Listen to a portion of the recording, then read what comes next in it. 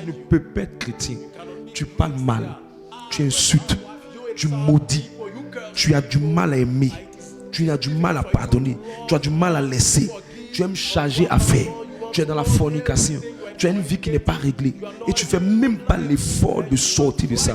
Je te dis, il y a une dimension de Dieu que tu ne peux pas porter. Je te dis, tu vas durer dans faire le christianisme. Tu seras frustré. C'est mieux d'aller vendre porc au four marché. Il n'est pas venu t'embrouiller le dimanche.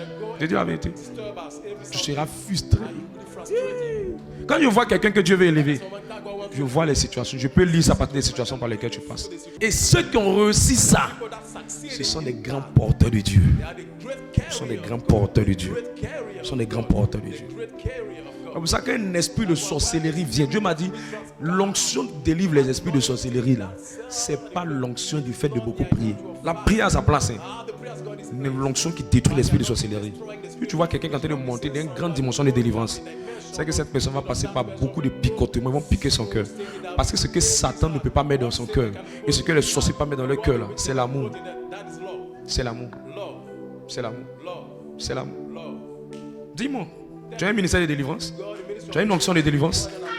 L'amour sera fort dans ton cœur. Tu sais, je vois des gens qui disent non, les sorciers de ma famille nous fatiguent. Je veux les chasser. Je n'arrive pas à les chasser. Je veux les chasser. Je n'arrive pas à les... Tu sais pourquoi tu n'arrives pas à les chasser? Il y a une dimension du Dieu de délivrance qui n'est pas entrée en toi.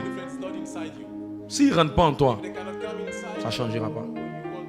Dans la période là, pendant que tu dis Seigneur, que les sorciers arrêtent de me fatiguer, qui s'opposent, Dieu va t'amener des gens qui vont blesser ton cœur, des gens qui vont blesser ton âme, des gens qui vont se frustrer, des gens qui vont t'oublier, des gens qui vont te déchirer, des gens qui vont manifester l'ingratitude.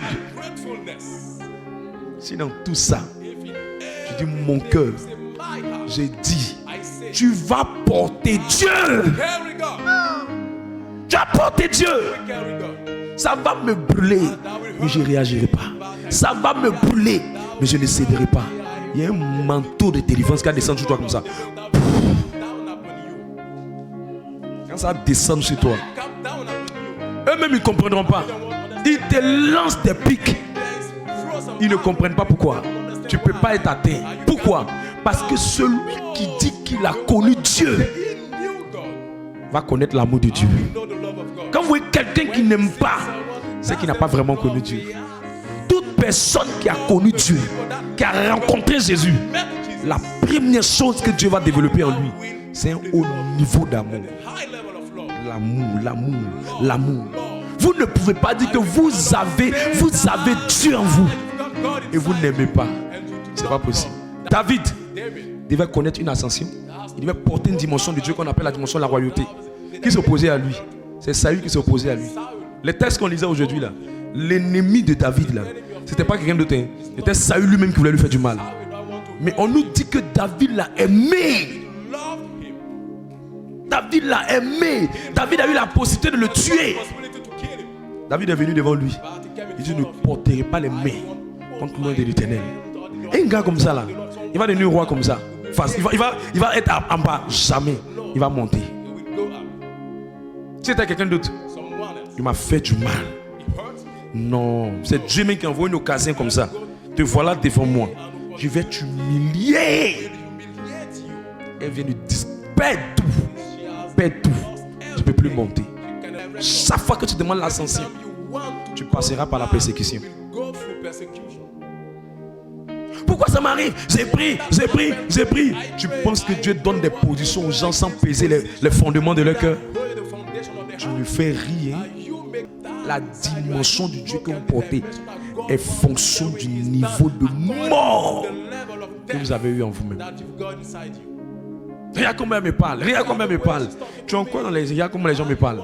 Tu es encore dans ce que les gens disent de moi. Tu es encore dans ça. Ça a gâté ton cœur. Ça a rendu ton cœur malade, ton cœur haineux, ton cœur rempli de rancune. Tu ne peux plus aller plus loin. Tu ne peux plus aller plus loin. Parce que si on veut prendre l'histoire de Joseph, à un moment c'était ses propres collègues de travail qui s'opposaient à lui. Je ne sais pas si les gens ne lisent pas la Bible, hein, mais quand j'entends quelqu'un qui me dit non, mes collègues me fatiguent, les gens s'opposent à moi. Je ne vois que l'histoire de Joseph quand elle se produit. Tu es en train de dire au Seigneur depuis que tu as la prière ici, élève-moi, on met l'onction d'élévation sur toi. Mais l'onction d'élévation sur toi, ça va mener les persécutions dans le travail. Tu attends quoi? Mais tu veux qu'on explique ça là comment pour toi? Au fait, ce n'est pas l'élévation là qui est le problème. Au fait, l'élévation elle est là. Mais Dieu, c'est pas que Dieu est méchant, il veut que les gens te plaisent. Non. Au fait, l'élévation est déjà là. Mais il y a un type de cœur qui doit aller avec ça. Il y a un type de cœur qui doit aller avec ça. Et comme tu n'as pas le type de cœur qui va avec ça, Dieu te circoncis. C'est cette circoncision là que tu ne supportes pas. Sinon, si tu la supportes, l'élévation est déjà là.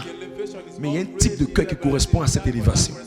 Si tu n'es pas arrivé à un niveau de ta vie où tu as commencé à dire, ce n'est plus moi qui vis, mais c'est Christ qui vit en moi, c'est que tu n'es pas encore mort. Si tu es tout en train de dire, moi j'ai mes principes, moi j'ai mes principes, j'ai ma manière de voir, tu sais, la vie là, il y a une certaine forme de philosophie. Je dis, Dieu va nyangami ça. Dieu va mélanger ça. Où tu as ton opposition? Montre-moi l'endroit où tu as l'opposition. C'est ta famille. C'est parce que les sorciers de la famille ont vu que c'est toi qui as fait sortir ta famille de l'Égypte. C'est pour ça qu'ils font que tes frères te combattent. Ils font que tes soeurs te combattent. Ils font que tes parents te combattent. Prépare ton cœur. Si ton cœur est rempli d'amour, quand ils vont lancer la flèche, ça va plus t'atteindre. Tu vas tirer tes frères facilement.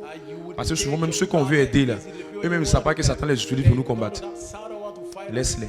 Ne regarde pas leur action, mais regarde à ta mission. Ne regarde pas leur comportement. Regarde à ta destination. Tu vas y arriver. Que Dieu te bénisse.